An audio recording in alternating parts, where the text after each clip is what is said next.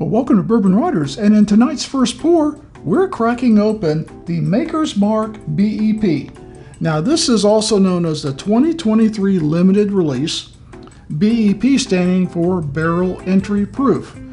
Now, if you know anything about Maker's Mark, you probably know that Maker's Mark takes a little different approach in the bourbon that they put in barrels, being a lower proof than a lot of the other distillers out there. Most distillers probably put theirs in at 125 or close to it. Maker's Mark and a couple others like to put theirs in at a lower proof, and they believe that generates more flavor in the barrel for the bourbon. I don't know that to be true, but Maker's Mark has been doing it for a long time, and I think they're doing something right. I'm a big fan of the private selection that you can see in a lot of stores, and that's usually like a store pick with the different stave profiles. And I'm also a big fan of the Maker's Mark cask strength. So I'm thinking this has got to be something I'm going to love, because it's like the best of both. It's not only cask strength that I think this one's 110.7, but it's also got a stave selection. In this case, it's just one type of stave. It's 10 virgin toasted American oak staves. So tonight we're going to give this the first pour treatment and just see how good this BEP is. So first up, we're going to pop the cork. So this one does have a cork. A lot of the Maker's Marks have screws, so that always messes with my brain. Like I'm going like, it's not screwing off because it's got a cork, stupid. So let's see what that pop sounds like. Nice vacuum to it.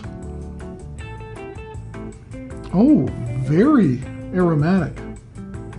A lot of sweetness going on there. That smells really good. And it does smell different, as I remember from my private selection.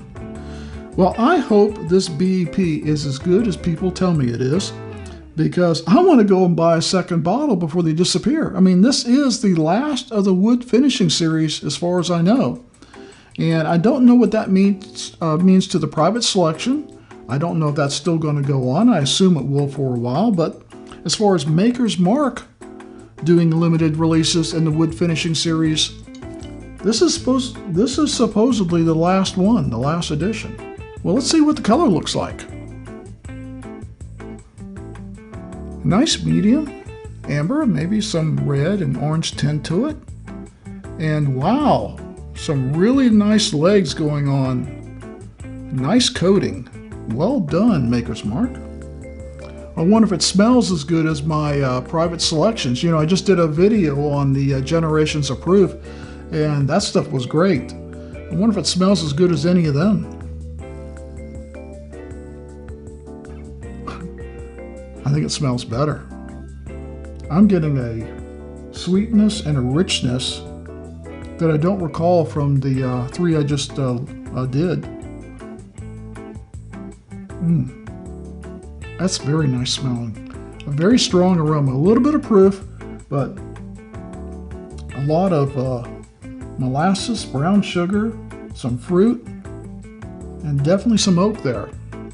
I can't wait. Cheers.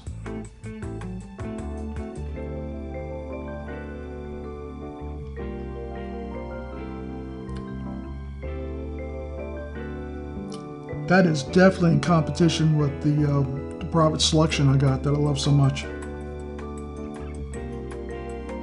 Definitely, you just got a bomb of spice going on, and then fruit, and then sweetness. Let's take another taste.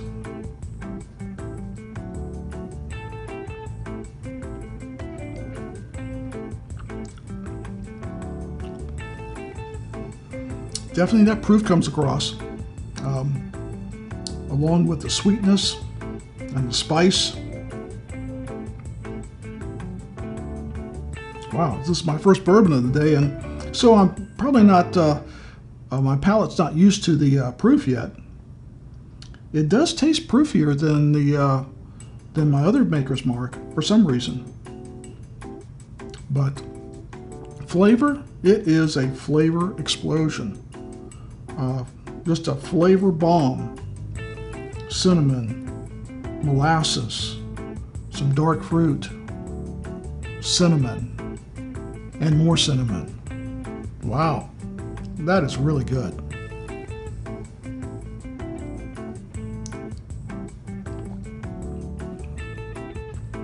Well, excuse me. Well, finish. What do they talk about the finishes? Medium body, balanced, rich caramel, dry baking spices. I definitely pick up the caramel and the baking spices, and I would tell you I'm picking up some dry fruit here too. I don't know why they really didn't talk much about any fruit in there, but there definitely is a fruit component to it. I mean, caramel and molasses, yeah, cinnamon, those are dominant, but it actually kind of balances a little bit with the fruit. Wow. Let's take one more sip and we'll go to final thoughts. Well, this has been a great experience for me. I mean, I really didn't know much about Maker's Mark at first and was not a fan of Maker's Mark, just the regular Maker's Mark. I tasted it before, like, no, don't like it, pass. But then once I tasted the cask strength, which led me to some of the private selections, which led me to this BEP, I'm glad I changed my mind about Maker's Mark. This is delicious. It's a little bit sweet, but if you like your bourbons a little bit sweet, this is your guy right here. This is your huckleberry. Wow, I am very impressed with it. I'm sad that Maker's Mark is getting up the wood finishing series. I'm sure they've got something else lined up. I know there's been some people that have left the company, some distillers, and that may be a reason for a new direction. And I hope that direction is delicious. And we're here at Bourbon Riot's ready to taste whatever comes after the wood finishing series. So, overall, it's a little bit pricey. I mean, I see it for anywhere from $80 to $100 in price. I think I paid right around $79.99, which is a little bit more than I paid for some of my other private selections. But you know, that varies from store to store, and you definitely can get up into the 80s and 90s with the private selections depending on the stave profile.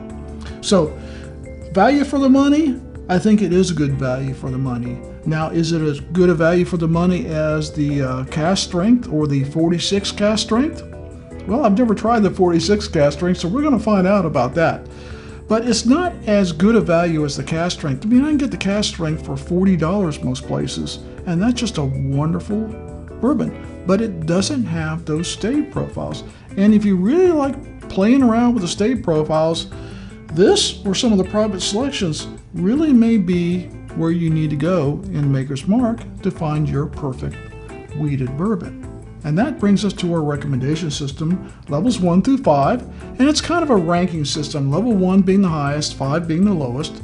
1 meaning, stop right now and go get it. We think it's that good, it won't be here tomorrow. 5, don't bother. If someone gives it to you, make sure it's free, right? Well, if I hadn't seen this BEP in a lot of stores in North Georgia, yeah, it would have been a 1. I would say, if you know where it is, go and get it now, because this is not going to be on the shelf forever. And when it's gone, it's gone. It's not coming back again. There won't be another version of it later in the year or next year, as far as I understand. But I do see it in a lot of places. I think Maker's Mark has really got a pretty good distribution channel in that, and I'm seeing a lot of bottles. So our recommendation is level 2. Make it your next purchase, because it will go away at some point. And to have the last version of the wood finishing series, maybe with a backup bottle, might be the thing to do. Strong level 2 recommendation, make it your next purchase. We think this is a wonderful wheated bourbon from Maker's Mark. And if you like the private selection and you like a little bit sweet, You don't need to look anywhere else. So, we hope you will like this video and you'll subscribe for more content, and please leave us comments on things you'd like to see on this channel, especially bourbons that we've not reviewed and you would like us to review. Always put those in the comments. And as always, never drink and drive. Please drink responsibly, and we'll see you next time.